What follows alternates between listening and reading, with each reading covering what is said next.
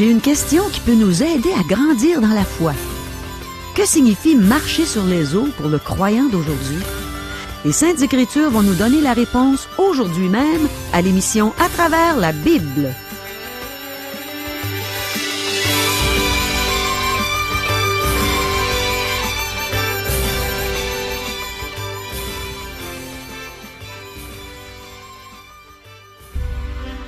Chers auditeurs, pour en savoir davantage sur le contenu de cette émission, vous pouvez contacter en tout temps Radio Espoir au 1-877-l'Espoir, 1-877-537-7647. Bonjour, ici Caro. Je suis heureuse que vous soyez de nouveau au rendez-vous aujourd'hui.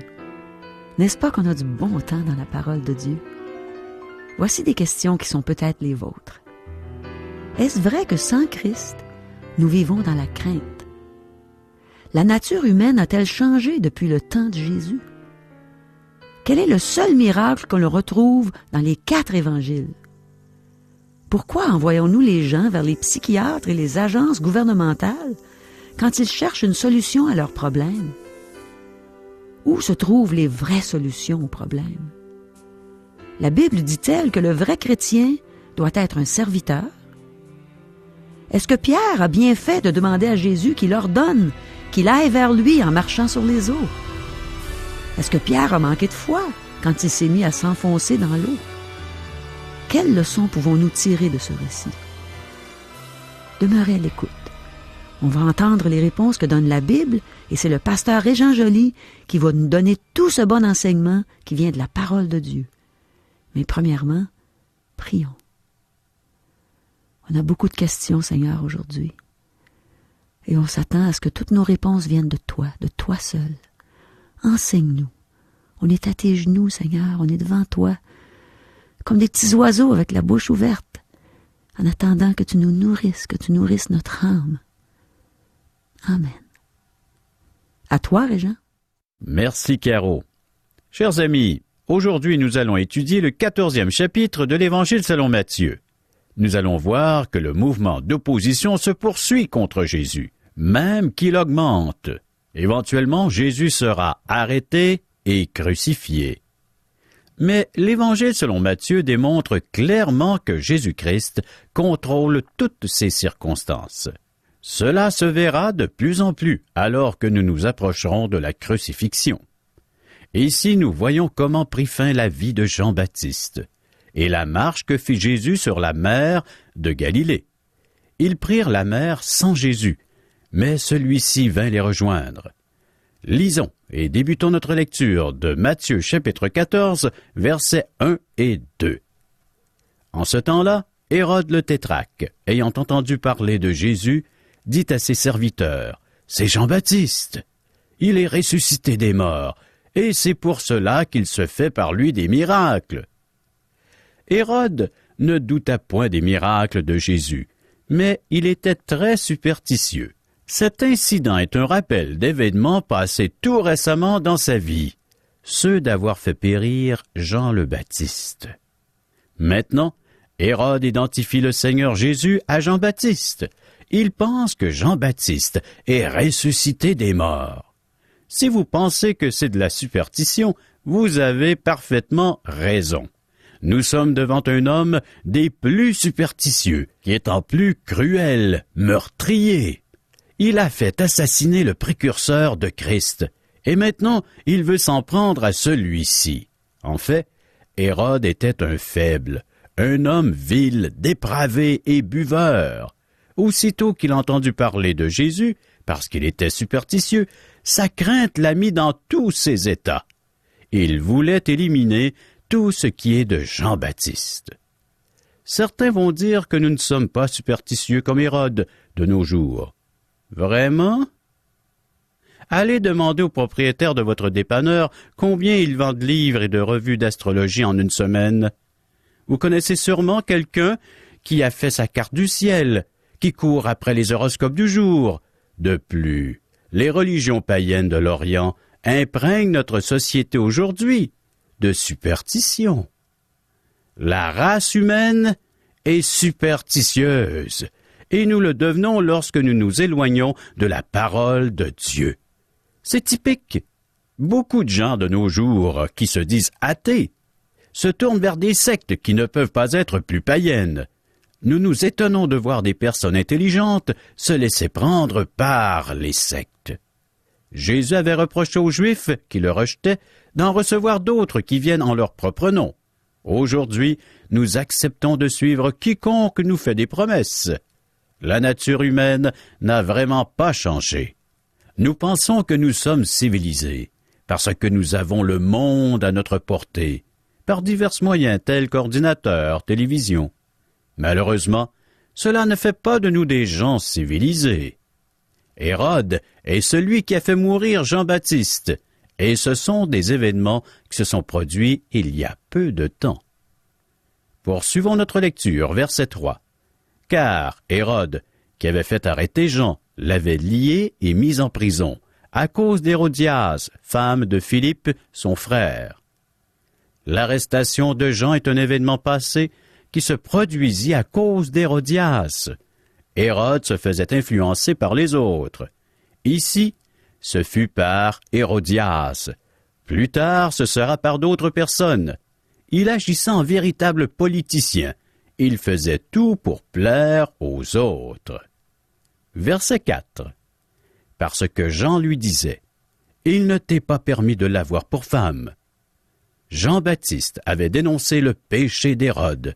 Il n'était pas un bon politicien. Verset 5. Il voulait le faire mourir, mais il craignait la foule, parce qu'elle regardait Jean comme un prophète. Ici, nous voyons qu'Hérode a peur de la foule. Verset 6. Or, lorsqu'on célébra l'anniversaire de la naissance d'Hérode, la fille d'Hérodias dansa au milieu des convives et plut à Hérode. Hérode était un homme charnel et vicieux qui vivait avec la femme de son frère à ce moment-là. Jean-Baptiste l'avait condamné à cause de cela. Verset 7. De sorte qu'il promit avec serment de lui donner ce qu'elle demanderait. Il s'attendait à ce que sa requête soit raisonnable et qu'elle demande quelque chose de matériel. Verset 8. À l'instigation de sa mère, elle dit, « Donne-moi ici, sur un plat, la tête de Jean-Baptiste. » La mère de la jeune fille portait bien le nom d'Hérode. Elle fit une requête cruelle et sadique, muée par un désir de vengeance, parce que Jean-Baptiste l'avait condamné. Verset 9. Le roi fut attristé, mais, à cause de ses serments et des convives, il commanda qu'on la lui donne. Que c'est triste! Un roi motivé par les choses que ses invités pourraient penser de lui. Il n'y avait pas de crainte de Dieu chez Hérode. Versets 10 et 11. Et il envoya décapiter Jean dans la prison. Sa tête fut apportée sur un plat et donnée à la jeune fille qui la porta à sa mère. Ce récit sadique, sordide et triste révèle l'état de la société d'alors. Jean-Baptiste fut décapité et sa tête remise à une danseuse. La nature humaine n'a pas changé. La convoitise et le meurtre imprègnent la société d'aujourd'hui. Verset 12. Les disciples de Jean vinrent prendre son corps et l'ensevelir, et ils allèrent l'annoncer à Jésus. Les disciples de Jean réclamèrent son corps pour l'ensevelir avec respect, amour et dignité. Le Seigneur se retira du pays, car il savait que la peur d'Hérode le mettrait dans tous ses états et qu'il poserait un geste irréfléchi. Le Seigneur Jésus connaissait le cœur de cet homme, et il ne voulait pas qu'un incident se produise avant que son heure vienne. Verset 13. À cette nouvelle, Jésus partit de là dans une barque pour se retirer à l'écart dans un lieu désert, et la foule, l'ayant su, sortit des villes et le suivit à pied. Le Seigneur partit par la mer et se dirigea de l'autre côté de la mer de Galilée. La foule ne voulait pas qu'il parte, alors elle le suivit à pied en faisant le tour du lac. Nous voyons par cela que Jésus-Christ était très populaire auprès de la foule. Verset 14. Quand il sortit de la barque, il vit une grande foule et fut ému de compassion pour elle, et il guérit les malades. Remarquez encore une fois qu'ils lui ont emmené des malades. Jésus-Christ a guéri des milliers de personnes lors de son ministère public. Je ramène le sujet encore une fois sur le tapis afin de vous faire réfléchir. Où sont les personnes guéries par ceux qui affirment avoir le don de guérir miraculeusement comme Jésus et les apôtres? Nous en aurions trouvé facilement au temps de Jésus, par milliers. Comparer le ministère de Jésus à celui des guérisseurs est un blasphème à mes yeux. Jésus-Christ avait véritablement une puissance pour guérir, et ses miracles étaient évidents. Dans chaque ville et village, il devait y avoir des personnes guéries par Jésus-Christ. Les gens savaient que ces miracles étaient réels. Verset 15. Le soir étant venu, les disciples s'approchèrent de lui et dirent: « Ce lieu est désert, et l'heure est déjà avancée. Renvoie la foule, afin qu'elle aille dans les villages pour s'acheter des vivres. » Les disciples se permettent de faire des suggestions à Jésus. Ils lui conseillaient de renvoyer la foule dans les villages. Verset 16. Jésus leur répondit: « Ils n'ont pas besoin de s'en aller. Donnez-leur vous-même à manger. » Le miracle de la multiplication des pains est le seul que l'on retrouve dans les 4 évangiles. Ceci nous indique l'importance du miracle. En réponse à leurs conseils, Jésus dit aux disciples de nourrir eux-mêmes la foule, chose qu'ils ne sont pas capables de faire. Verset 17. Mais ils lui dirent: « Nous n'avons ici que 5 pains et 2 poissons. » N'avoir que 5 pains et 2 poissons est typique de l'état lamentable de l'Église de nos jours. Aujourd'hui, les gens disent que l'on doit renvoyer la foule car il y a des méthodes naturelles pour répondre à leurs besoins. Nous les référons à un psychiatre pour les problèmes émotionnels et au gouvernement pour les besoins matériels. Nous avons du pain spirituel, même si ce n'est que 5 pains et 2 poissons. Mais ce qui manque, c'est la puissance du Seigneur Jésus. Si nous marchions selon la puissance du Saint-Esprit, nous n'aurions pas besoin de renvoyer les gens vers les psychiatres et les agences gouvernementales. Nous ne nous rendons plus compte que les solutions aux problèmes se trouvent auprès de Dieu et non des gouvernements ou des institutions humaines. C'est pourquoi l'Église n'a plus de puissance. Écoutez le reste du texte, verset 18. « Et il dit, « Apportez-les-moi. » Ah, j'aime cette réponse de Jésus. Il dit, « Apportez-moi ce que vous avez. » Ce qui compte pour Dieu, ce n'est pas ce que nous avons, mais ce que nous n'avons pas. Est-ce que nous sommes disposés de lui remettre le peu que nous ayons et le laisser nous guider pour en disposer? Ce jeune garçon devait n'avoir que suffisamment de nourriture pour un seul repas. Quoi qu'il en soit, ce n'était pas suffisant pour nourrir 5000 hommes, sans compter les femmes et les enfants. Jésus a simplement demandé qu'on les lui apporte. Verset 19. Il fit asseoir la foule sur l'herbe, prit les 5 pains et les 2 poissons, et, levant les yeux vers le ciel, il rendit grâce. Puis, il rompit les pains et les donna aux disciples, qui les distribuèrent à la foule. Il fit asseoir la foule sur l'herbe. Dans le récit de Marc, de l'Évangile selon Marc, nous apprenons que Jésus les a fait asseoir par rangées de 50 et de 100. Les gens portaient des vêtements de couleur à l'époque, et ils ont dû s'asseoir par village, et chaque village ayant des vêtements distincts des autres villages. Donc, un observateur sur une colline voisine a dû voir un bel arrangement de couleurs, comme un édredon fait de différentes pièces de tissu. Imaginez, du rouge, du brun, du bleu, de l'orangé et du pourpre. Il devait y avoir beaucoup de pourpre, car on fabriquait cette teinture dans ce coin de pays. Le Seigneur a fait asseoir les gens en groupe. Notre Dieu est un Dieu d'ordre. Levant les yeux vers le ciel, il rendit grâce. Puis, il rompit les pains et les donna aux disciples, qui les distribuèrent à la foule. Les apôtres servirent la foule. Ils devinrent des serveurs. C'est ce que doivent être les disciples, les ministres et les évangélistes et tous les chrétiens de nos jours. Devenir des serviteurs, c'est-à-dire nourrir la multitude. Trop de gens dans les églises veulent diriger et dire comment faire les choses, mais pas assez veulent servir. Un pasteur a dit un jour, « Dans mon église, j'ai trop de chefs et pas assez d'Indiens.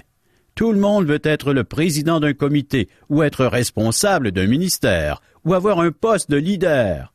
L'Église a besoin de serveurs pour distribuer le pain de vie, c'est-à-dire la parole de Dieu.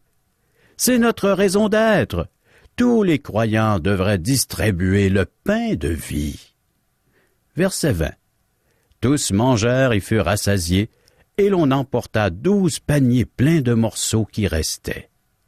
Une grande partie de la population mondiale n'a pas mangé à sa faim, et elle s'est couchée l'estomac creux. Même au temps de Jésus, il y avait de nombreuses personnes affamées.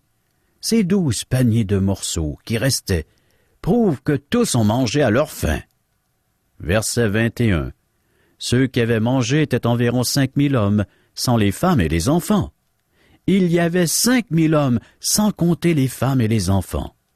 Si l'on assume qu'il y avait autant de femmes que d'hommes et au moins un enfant par famille, alors Jésus-Christ aurait nourri environ 15 000 personnes. Aussitôt que la foule fut nourrie, Jésus envoya ses disciples de l'autre côté de la mer et il se retira pour prier. Versets 22 à 24. Aussitôt après, il obligea les disciples à monter dans la barque et à passer avant lui de l'autre côté, pendant qu'il renverrait la foule. Quand il l'eut renvoyé, il monta sur la montagne pour prier à l'écart, et, comme le soir était venu, il était là seul. La barque, déjà au milieu de la mer, était battue par les flots, car le vent était contraire. Le Seigneur est sur la montagne, un excellent lieu de prière. Les disciples sont en bas, dans une barque sur la mer de Galilée, se débattant dans la noirceur au milieu d'une tempête. Leur vie est en réel danger. C'est une image de l'état des choses de nos jours. Le Seigneur est avec le Père, assis à sa droite dans les cieux. Nous sommes en bas, dans un lieu de bouleversement et de péril. J'aime le prochain verset. Lisons-le. Verset 25. À la 4e veille de la nuit, Jésus alla vers eux, marchant sur la mer. La 4e veille se situe entre 3 heures du matin et le lever du soleil. C'est à ce moment-là que Jésus a marché sur la mer pour rejoindre ses disciples. C'est la veille dans laquelle il viendra pour nous enlever à son retour. Christ est l'étoile brillante du matin de son Église, et il enlèvera son Église du monde. Nous ne connaissons pas la date de cet événement. Certains pensent le savoir, mais en fait, n'en savent rien. Cependant, je crois que nous sommes dans la 4e veille. Verset 26. Quand les disciples le virent marcher sur la mer, ils furent troublés et dirent « C'est un fantôme !» Et dans leur frayeur, ils poussèrent des cris. Voici le portrait. Le Seigneur prit sur la montagne, il voit ses disciples pris dans la tempête, ramant avec peine selon le récit de l'Évangile selon Marc. Ensuite, il vient vers eux pendant la 4e veille. Quand il le voit, il pense que c'est un fantôme.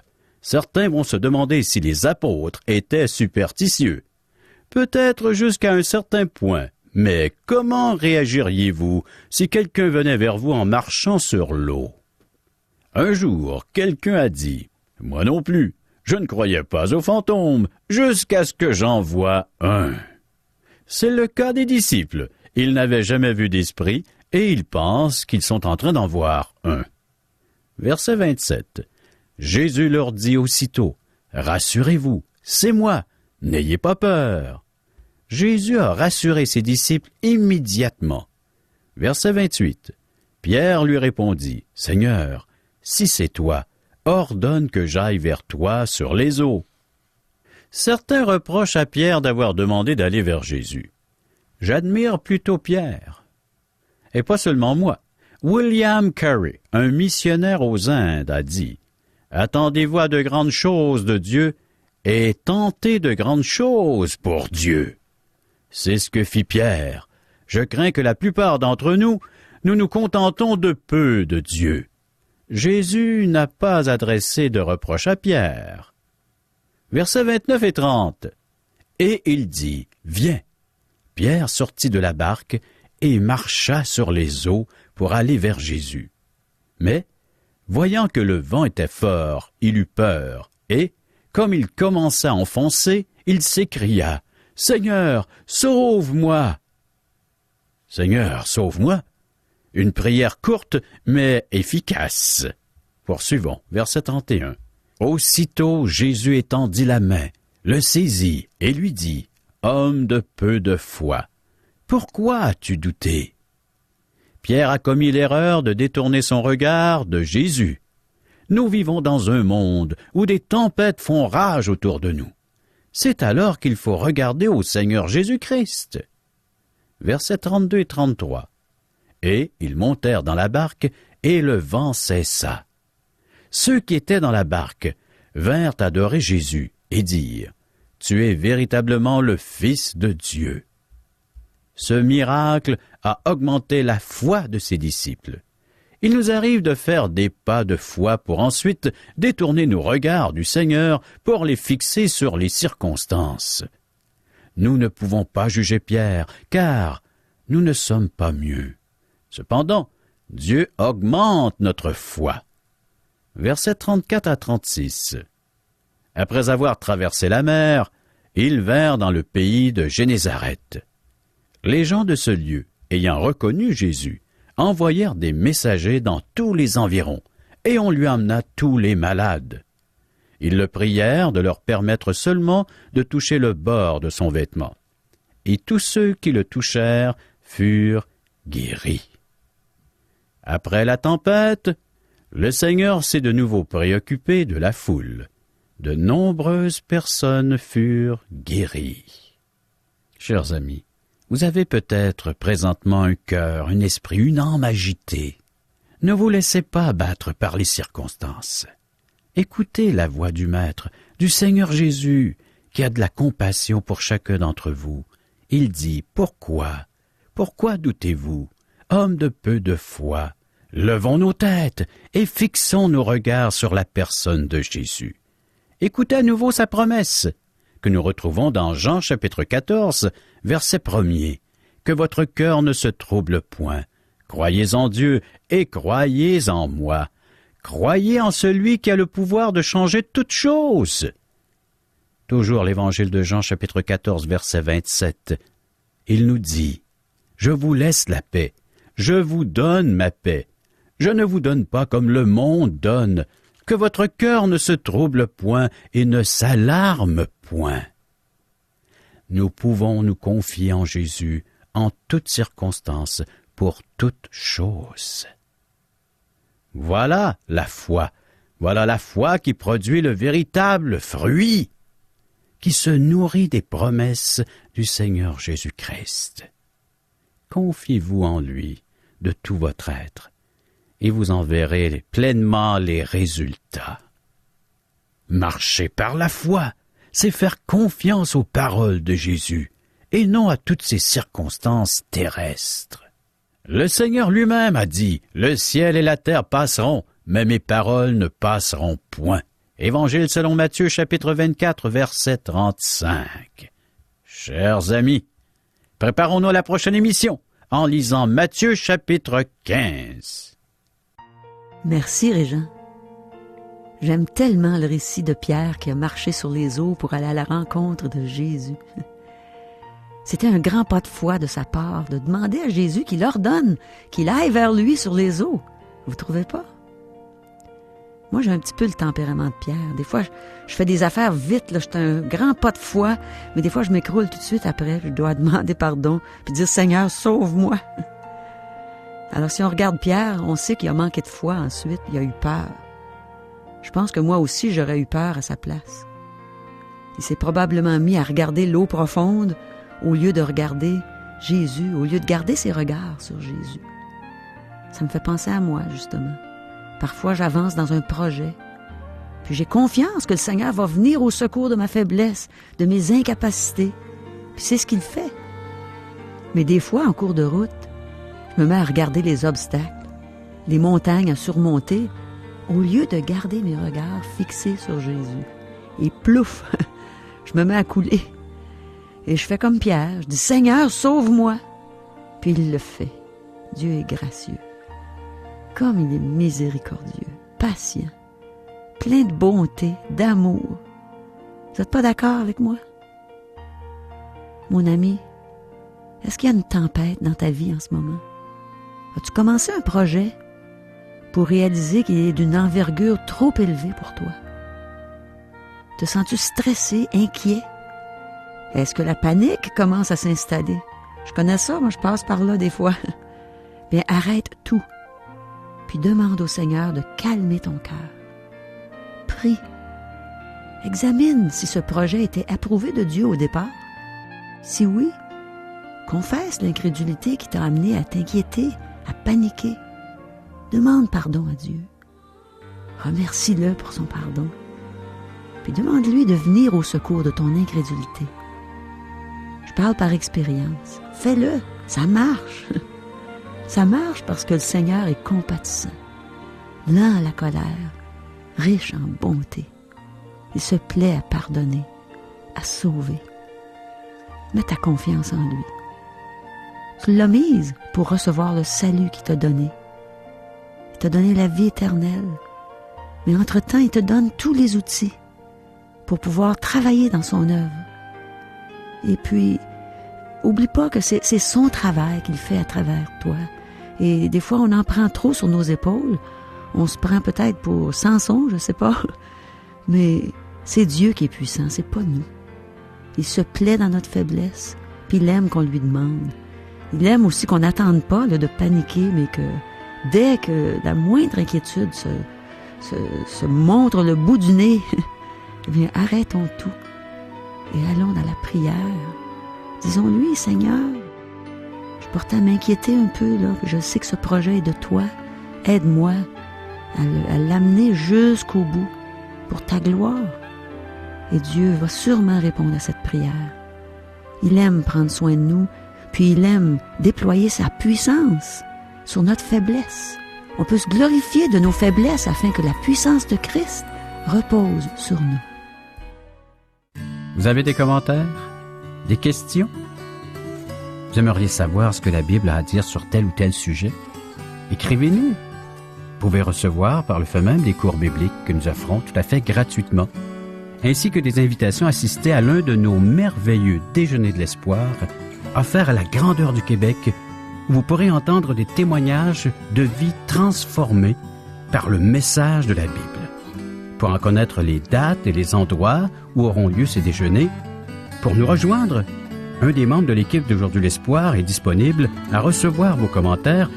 Vous composez le numéro de téléphone suivant, 1-877-l'Espoir, 1-877-l'Espoir, ou via notre site Internet www.radioespoir.ca, ou bien vous nous écrivez à Aujourd'hui l'Espoir, 6640 3e Avenue Ouest, Charlebourg, Québec, le code G1H 6H4. Et ici, Régent Joly qui vous dit à demain.